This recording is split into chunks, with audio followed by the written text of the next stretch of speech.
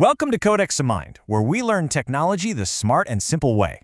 Today, we're going to pull back the curtain on one of the most important, yet kind of invisible technologies that powers our modern world. It's the language that organizes all the chaos of information behind pretty much every app you use, and it's called SQL. I mean, seriously, have you ever stopped to think about it? How does Instagram just know where all your photos are? How does Amazon remember every single thing you've ever ordered? The answer isn't magic, you know? It's data, and it's managed by a very specific and very powerful language. And that really gets us to the heart of what we're talking about today. The secret sauce behind all those amazing apps is understanding how data is organized, and more importantly, how we can talk to it. So what is this SQL thing anyway? Well, it stands for Structured Query Language. Let's just break that down real quick. Structured just means the data is all neat and tidy. Query is really just a fancy word for asking a question or giving an order. And language, well, it's exactly what it sounds like. It's how we speak to our data. To really get this, we've got to understand the two key players here, the database itself and the language, SQL, that talks to it. So first things first, let's talk about the database. So what even is a database? The easiest way to picture it is like a giant, perfectly organized digital filing cabinet. It's not just some random pile of files, okay? It's a whole system built to hold tons and tons of information in a structured way, so you can find exactly what you need super fast. And these digital filing cabinets, they are literally everywhere. Your school uses one for student records, your job has one for all the employee data, every online store you shop at uses them for product lists and all your customer orders. Heck, every time you create an account anywhere online, boom, your info goes right into a database. And this is basically what it looks like inside that filing cabinet. Data in a database is usually organized into tables, just like this one right here. See? You've got columns, which are the categories like first name or major, and then you've got rows. Each row is a unique record. In this case, it's a specific student. Super simple, right?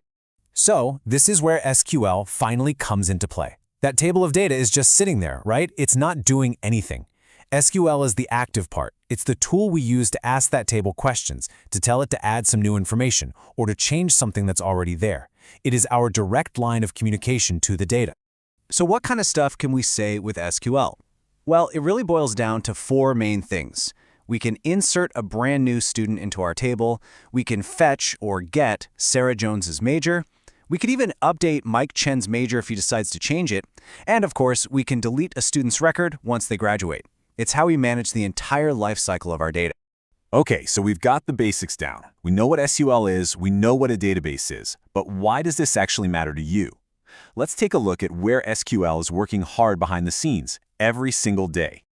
The short answer is pretty much everyone. Every single time you log into a website, SQL is probably fetching your user data. When a company wants to figure out its sales from last month, they use SQL to run reports. Your bank? It uses SQL to process every single transaction. Hospitals rely on it to keep patient records safe, secure, and organized. It's everywhere. This quote right here really just sums it all up perfectly. Just think about that for a second. From your social media feeds, to the world of finance, to healthcare, if an application needs to store and manage data in an organized way, you can bet that SQL is the engine making it all happen. All right, but let's be real for a sec. No technology is perfect for every single situation. So to give you the full picture, it's important we talk about both the good and the bad when it comes to SQL. Okay, on the plus side, SQL is awesome because it's pretty easy to learn. The commands look a lot like plain English. It's also a beast at handling huge amounts of data, and it's a standard, which means the skills you learn for one database, like MySQL, will mostly work on others, like Oracle or SQL Server. Now, on the flip side, the language can have tiny little differences between those systems, and it's not really built for super complex programming. For really, really massive systems, you got to be smart about how you write your queries to keep things fast. So now you've got a pretty solid idea of what SQL is and why it is so darn important.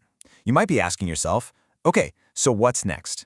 Well, the good news is you've already taken the first step just by being here. This is the path forward. You'd start by learning how to write select queries. That's how you ask the database questions. Then you'd move on to filtering and sorting your results using functions, and eventually the really cool stuff, like combining data from multiple tables using joins. It's a clear, logical path, and we'll learn it all with real examples and practical queries. And here's the big takeaway, the why this matters part. Learning SQL isn't just some boring academic exercise. It is one of the most in-demand skills in the entire tech industry. Whether you want to be a developer, a data analyst, or work in almost any other tech field, knowing SQL is pretty much essential. SQL is the language that brings order to data and turns raw information into powerful insights. So, the only question left is, are you ready to learn how to speak it? Let's master SQL step by step in the simplest way, only on Codexima Mind.